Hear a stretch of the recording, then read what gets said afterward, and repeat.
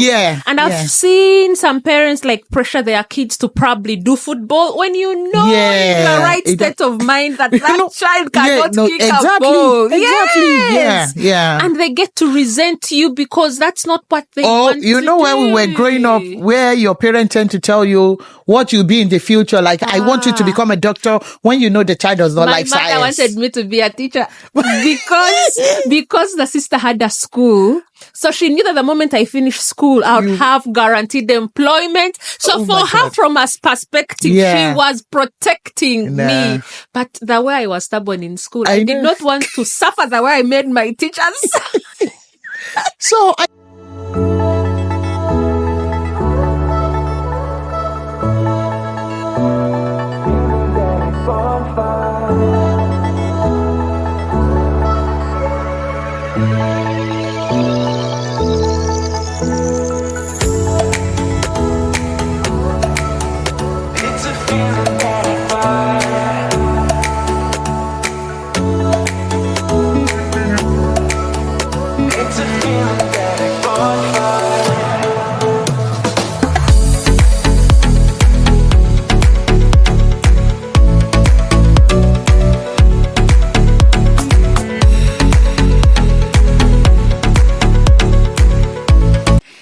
Hello. Welcome to Conversation on the Couch with Rachel and Toby. Oh, we are still here. Yeah. It's so interesting, you know. And on this parenting episode, once again, parenting in the diaspora. Yeah. Is it parenting in the diaspora? Or we had done a series on all over the world. Yeah, this will touch on parents over the world. Yeah, not just parenting in the diaspora. All parents. You've been a parent, a single mom, a single dad, married, you know. As a parent, you have a child to look at. Well, at times we tend to want to overdo it. Overdo it. That's the thing. Overdoing, becoming, what do they call it? Helicopter parents. Yeah. Do we call it over-parenting as well? It can be seen as over-parenting. Where do you draw the line? Yeah. Between control. Yeah.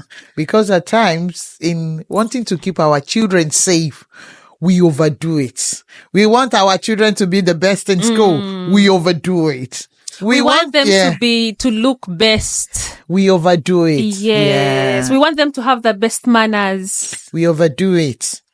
And at times, those children now see it as burden, as even wanting to please you, because then you are overprotecting them, forgetting that they are human as well. You don't treat them as if they are plants that can't talk. Yeah, you have to water every day. Every day, and the plant is not talking. Maybe this plant now, you want to change the color of the plant. The plant is not saying anything. Yeah. These people, they are human. They have their own opinion as well. So would you think that it is micromanagement? Yeah. If you look at it from the official term. Yeah, that's why they call them the helicopter parent, because what does helicopter does? It hovers around. Yeah. So you are there. Yes. Even when your child is in school, your spirit, your mind is there. Is he concentrating? Is he eating well? Have you seen those kind of parents when you go for maybe PTA meetings? They are the one fighting the teachers. Or when the teacher tells you something about your child, then you're like, no, that's not possible. That's not my child. You know, there was. I know they can't do. Which I think is a good thing to know how your what your child can and can't do. It is a good thing. Have you maybe your teenage child was invited to a birthday party and you are there? Doing what? Yes. Doing what? You went to go and pick maybe your 10-year-old child, 12-year-old child from school, and you are carrying a bag. You are overdoing it. I think going back to the party thing, they clearly said that this was for school-going children. What are you going to do? To do there. Your child wants to go for a party and you are just there. What are they going to eat? What's on the menu? What's this? What's that? So is it safe to say that being a helicopter parent is like being over controlling? Yeah, it could be seen as over controlling. Micromanagement. Yeah. Because at times you want to because you are trying to get the best out of your child. Now you are now overdoing it. And at times, Rachel, this overparenting could be maybe the experience you've had in the past as a parent. Yeah. So you are now trying to keep your child, maybe as a parent that was abused as a child. You are now trying to keep your child safe. You are not using that fear to raise your child. And there is absolutely nothing in that, because you don't know any better. That's you're trying. In the purest of hearts, you have a pure heart towards your child. But I think the children of nowadays, when you want to overdo this, your parenting, you might lose them. But do you think that it also differs from the age group or the age bracket? Yes, it could be. It could be, because I won't say maybe like Jeremiah, that Jeremiah is still a child. Yeah. You make every decision. Yes. But yet, that little Jeremiah still have an opinion. We'll be like, Mommy, no. Exactly, no. Yeah.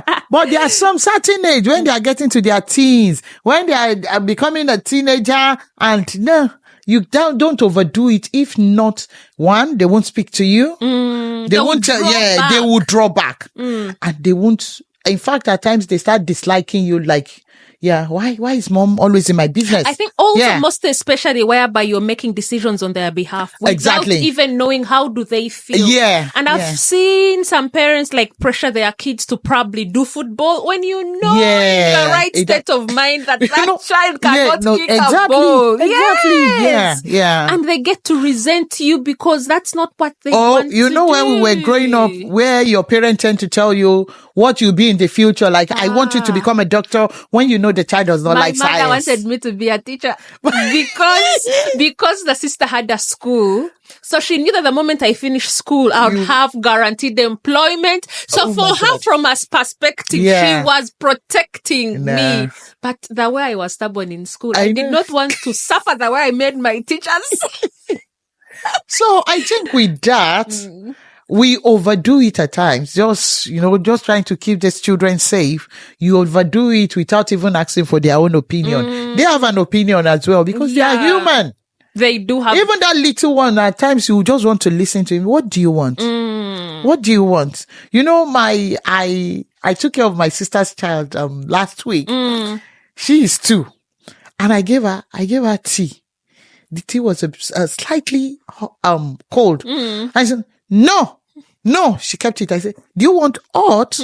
Warm? She said, yes, I want to. So when I gave her the warm, I noticed she finished everything. I'm like, so they have an opinion as well. They have a little mind of their own. Of their own. Not to talk of the children we have nowadays. As soon as you give back to them, they have their own opinion. So you have to work with it if you want to enjoy your parenting.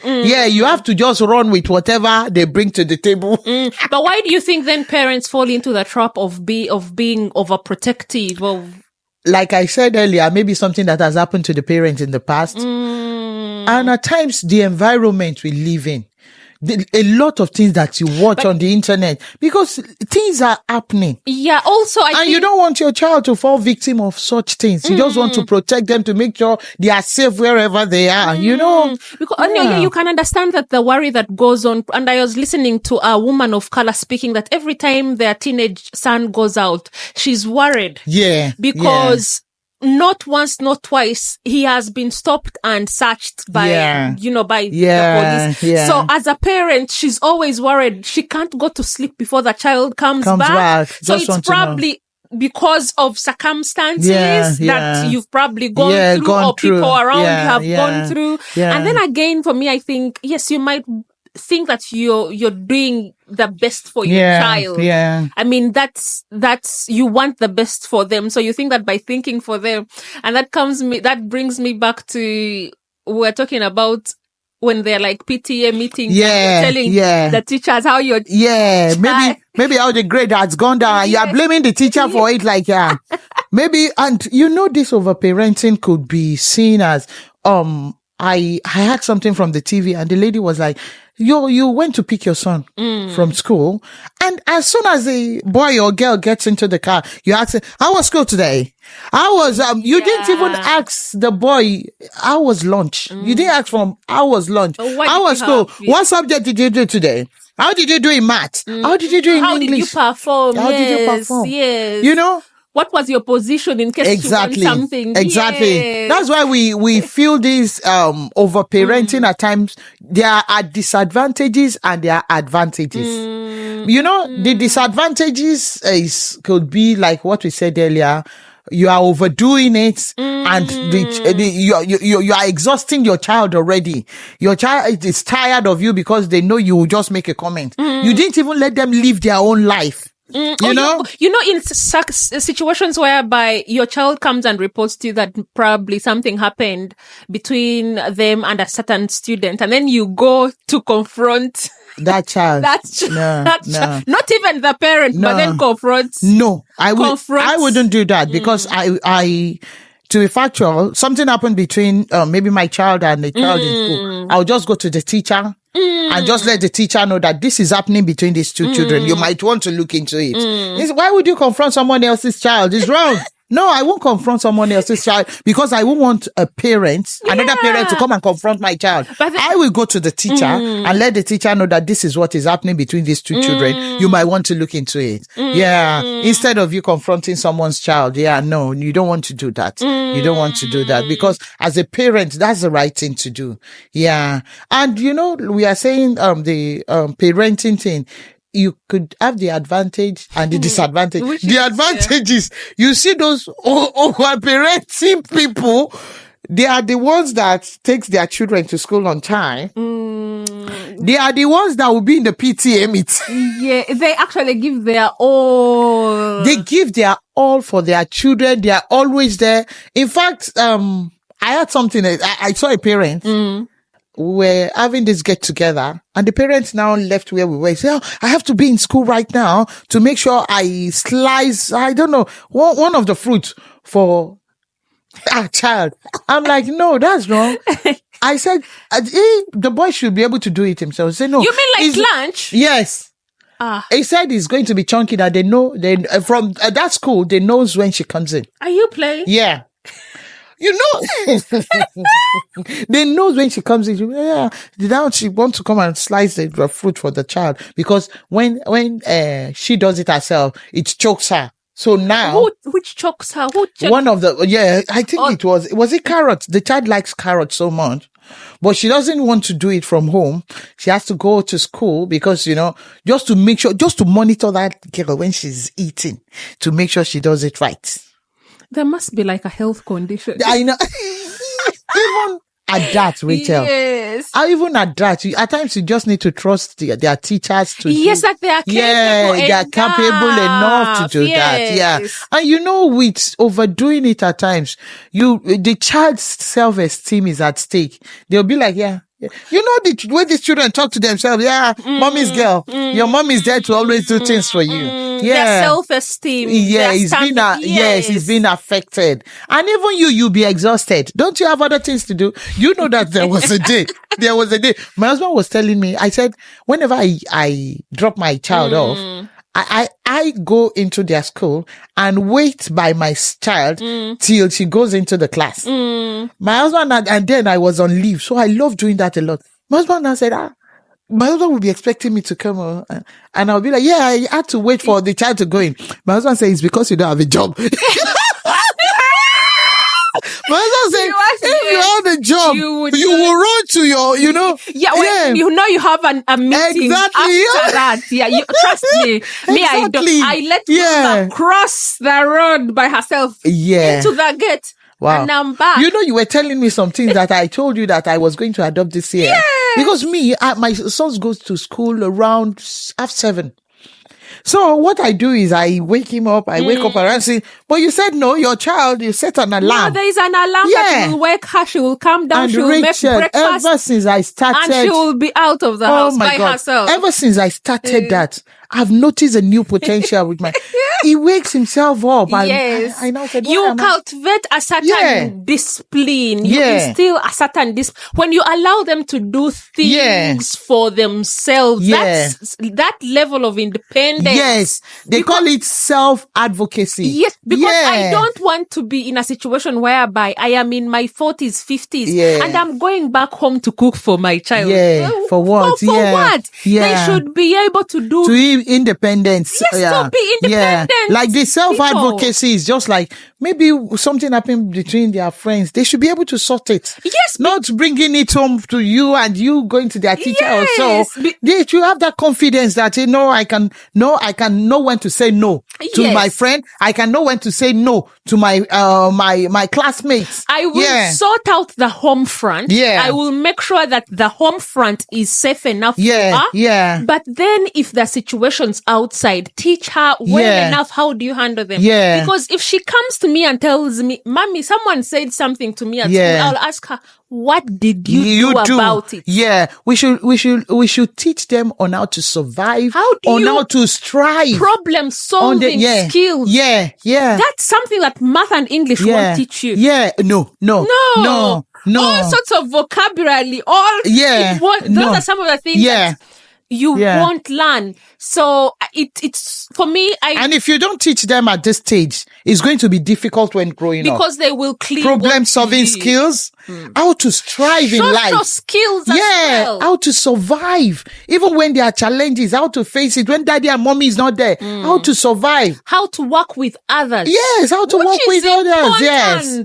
I mean, we live in an era whereby it is, you've got to be a social butterfly to succeed. You can be the best that you want to be in school. And unless you're going to be a lawyer or a doctor, all these other professions require you to have a social, vibrant life. Have great social skills. Yeah, we are not saying overparenting is bad. No. There are some, we could say advantages, because maybe in a situation where your child is struggling, maybe when your child is suffering mental health, maybe your child is being bullied in school, but you are the kind of parent that is always there for your child. You know when your child is in the low spirit. You know when your child is high. Because my child now, I know when he's tired, when at times he's exhausted, because I'll keep, are you okay? Are you out of school today? Any assignments? We still have to do that as well, just to make sure. But that is not overparenting. That is you doing your role as a parent. your role. And I think I remember someone once told me that, but this is from like a job setting, which is different.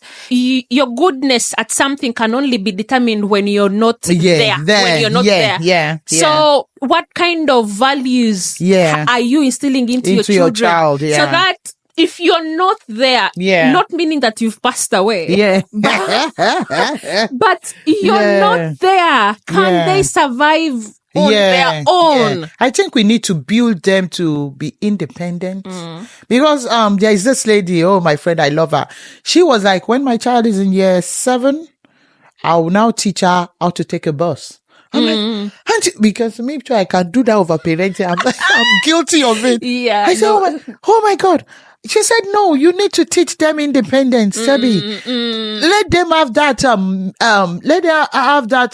mindset that they can be safe, even in the bus. Which is good. But I think, we've talked about this quite often. As a parent, your gut instinct babe, will always tell you what to do. You will always know what can I do and what you're comfortable with. When is the right time? Yes.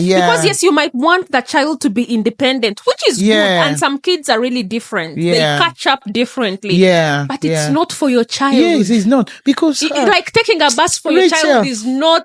Rachel, there are bad people out there that their work in the morning is just to wake up and look for someone to hurt, someone to destroy. Who is going to be my prey today? So we still need to be careful. And I'm happy you use the guts. As a parent, we all have this parental guts that we should be able to decide when it's right and when it's wrong. So sometimes holding on to that thing is not.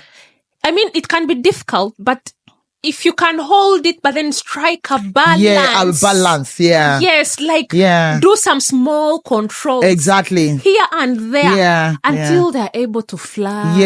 Yeah. It's entirely within you as a parent to know. Yeah. Because maybe I can come and say, why isn't Emanuela doing this? Yeah, exactly. But you know better. Yeah. You know what Emanuela can do. Exactly. You know their strengths, you know their weaknesses. Yeah. Because I saw something recently and I was kind of disappointed. I saw someone. In fact, I was passing by that person's house, but this woman is a busy mom. You know, we have busy mom. We have she is a busy mom. And I noticed that this child always bring in loads of friends. But that day when I was now passing by that person's house, I now noticed that different. And on a normal day, this guy is still in college. He's not supposed to bring in that friend at school hour. And they keep smoking and drinking, which I don't feel is right. So that's striking a balance. A balance. If you were that parent that is the the helicopter parent. Yeah, you will know. You won't allow that. No. Even that child will know the right thing to do that. My mom can barge into me anytime. You know. But when you are there and the child knows already that, my mom is busy somewhere, he does whatever he likes. You know, these are our children, how they can be. So I think it comes back to honestly striking a balance. Yeah. They are good and there is the bad side. Yeah. But as we normally say, you as a parent, hold on to your gut. Exactly. What is it telling you about your child? Because only you know your child more than anyone else. Yeah. So until next time. It's been Rachel and Tebby on Conversation on the Couch. Please do remember to hit the subscribe button, yes, please. like, comment, and share. Yeah. Bye.